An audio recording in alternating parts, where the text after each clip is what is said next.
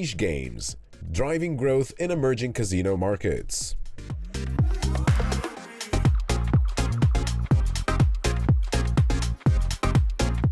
Thank you for being here. Time to start our next panel. I'm Cristiano Blanco, and I have the honor to moderate this panel in the next 20 minutes, more or less. The timer is already kicking. We'll touch base on not only an interesting topic, but I would say a key topic to be successful in our industry, in our business, which is niche games in emerging markets. I'll tell you in advance, it will be a little bit of a shaky road because we will go from a country to another, from one side of the globe to another, from game type to another, but I'll guarantee you that it will be useful, hopefully also giving you some food for thought for your next business decision or your next venture. With me today we have 4 experts that will help me in this discussion. Let me introduce them to you. I'll start with Mariana Fortes. Welcome. She's the head of operation of FBMDS. Riccardo Furlan, game producer at Spade Gaming. Maria Sayapina, casino director at Gamelounge. And Leon Mulvaney, founder at Bigly. Thank you, guys. I think we can start, and I would like to start from LATAM. Let's start from Latin America, maybe from Brazil. Mariana, I want to start with you. I want to ask you one thing. We know that in Brazil, without video bingo, you cannot really be successful because it's really loved. It's really a local game that is attracting the local players. Can you let us know what do you think is the dynamic behind that game, the element that make that game so popular? And do you think that that element can be used in other games in that region and bring it at the same success? Thank you, Chris. Well, since we are a company with a Brazilian DNA, we were born in Brazil, so we are expert on that. And the interesting point of video bingos is because it's a blend of cultural behavior plus the entertainment and nostalgia that this bingo, the traditional bingo brings. So because in the past, we know like at the communities, they used to get together to catering to play the traditional bingos, and also between the families, this is very popular. So taking this sense of nostalgia and community to the games, and also the reference from a social perspective also from the traditional bingo. So it brings a blend of emotion to the players, and has a way to connect with the Latin people, and especially Brazilian. Also, when you mix that with the possibility to buy extra balls, it brings a sense of control or strategy to the game, and the big thing as a jackpot also, because everyone loves it. So fantastic. And going to Riccardo, I want to jump on Asia this time on a similar question, because we know that in Asia the fishing games are extremely popular, and similar to the previous question, what's the element there that is so appealing for the local audience? And do you think any other region, any other markets might be influenced by it, and those games can be very popular there? Yeah, first of all, it's interesting to understand what is a fishing game, because maybe not all the people know the difference between a fishing game and a fish-themed game.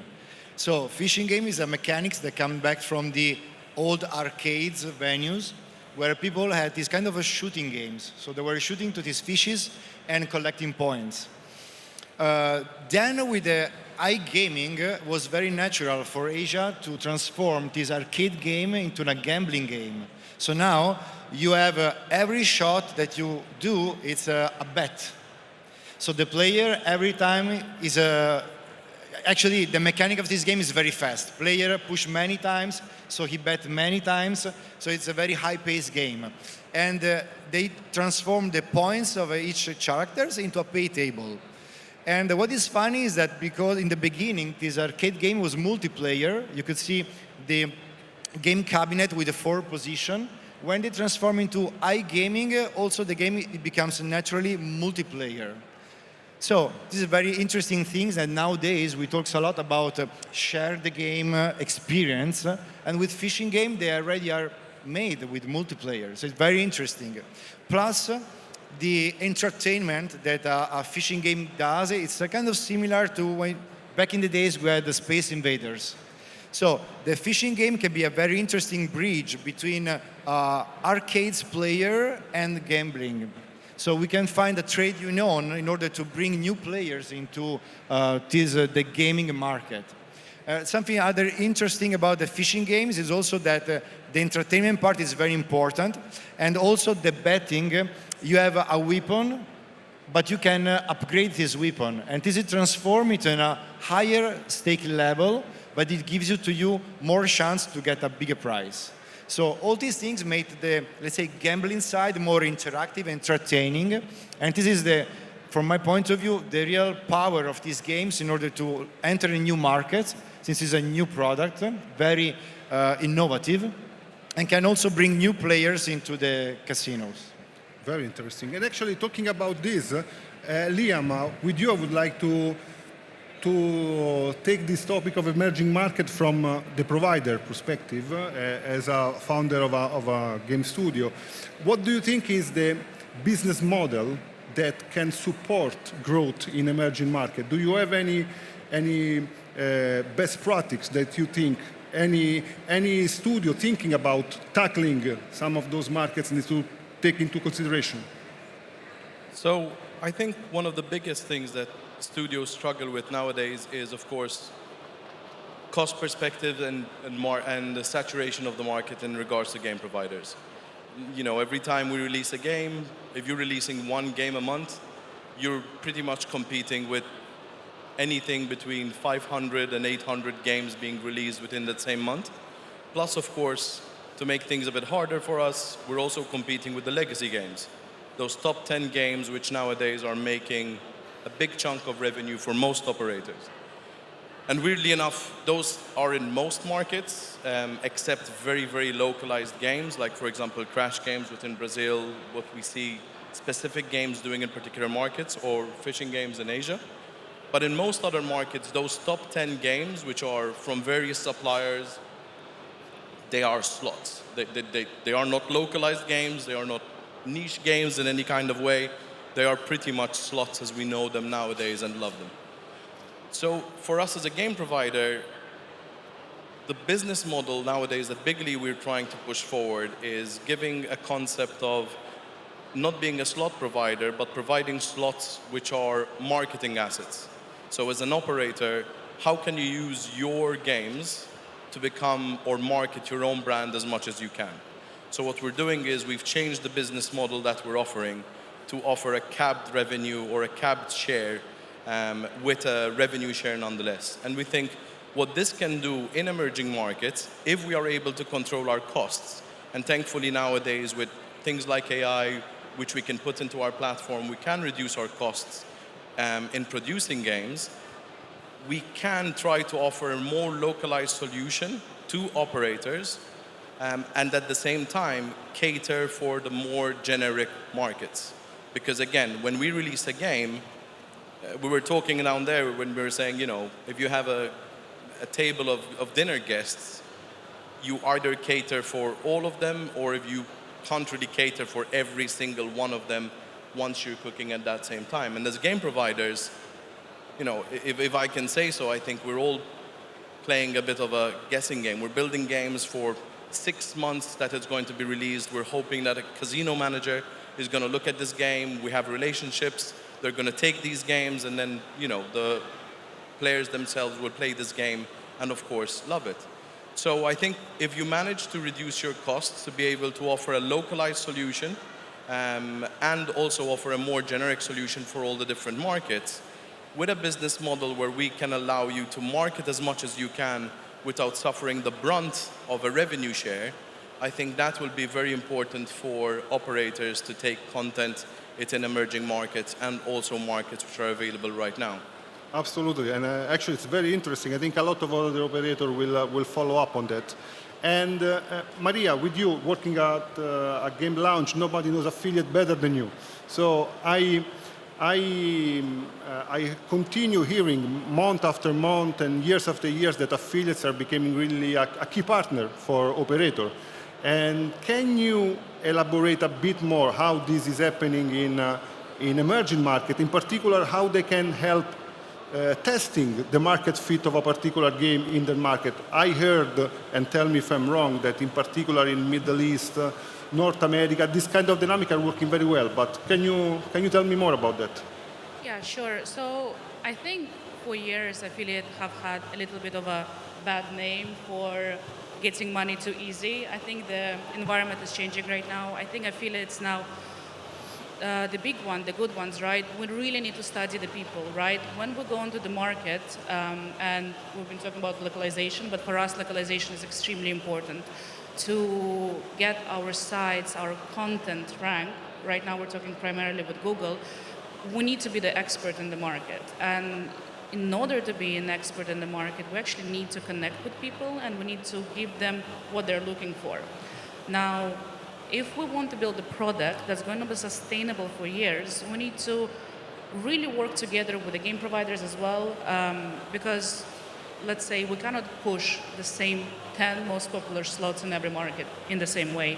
I mean, you can, but you're just not going to win. Like we've been talking about Brazil, we've been talking about Asia. We need to build content around niche games as well. And because once you connect the user intent with your site, that's going to be the winning strategy. Now, how to test for the operators and the game providers? I think one of the routes as affiliate we're taking right now is we're partnering with streamers, which tend to be very successful, especially if the streamer has large audience, and we actually can see the feedback of the people pretty much online, right? We can see what they like to play. We can skew it maybe a little bit. I mean, sometimes the streamer plays the game and it's just, there is no reaction. Certain games that they play causes a lot of big reaction. They asking what are the bonuses, where we get the bonuses for this game. So I think partnering with streamers is another great aspect where we can pretty quickly to see the reaction of the market, whether they like it, whether they not like it. So, but again, affiliate, partnering with the right affiliate for your market, it has to be an affiliate who is an expert in that market. Not your typical standard sites, which is like, I don't know, trying to climb up Google algorithm. That's not sustainable. Having affiliate with a built audience, maybe with more like a community, the streamer, someone who really studies those people, because at the end of the day, we are very close with the people on the other end, right? We see how they interact on their sites. We see which games they go for. And I mean, we can see the heat map. They click pretty much on the same things.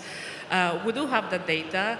However, we also need the data from the operators, right? Where they're putting the marketing budgets as well, what they're pushing. So being able to be in the center of the whole gaming experience as an affiliate and merge gaming providers with their games that developing, merge operators where they're trying to push and bring the user experience to the site, put it all together, write it down nicely, connect with the streamer, and build that product. That's very sustainable way how we see affiliation go in the future.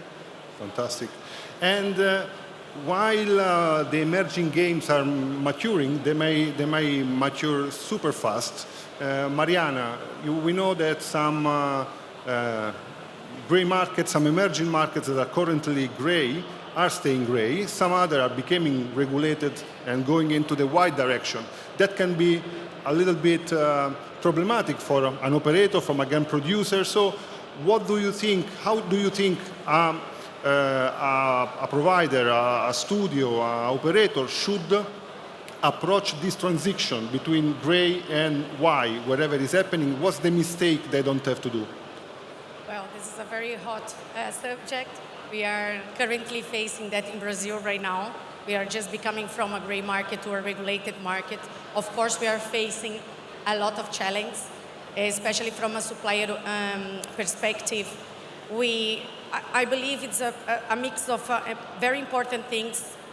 We need a proactive team, especially from the compliance and legal team, to have a dedicated, deeply research in the market, and it's crucial to be very close to the regulator, to get like all the need information is crucial, and to be prepared in advance as much as possible, to be prepared once the market becomes regulated. And from the provider perspective, as Liam mentioned, we still have to thinking about the costs and to keep the game engaging and attractive and also profitable, thinking about some developments that must be very flexible to a worldwide regulation, let's say. It must to adapt to every market.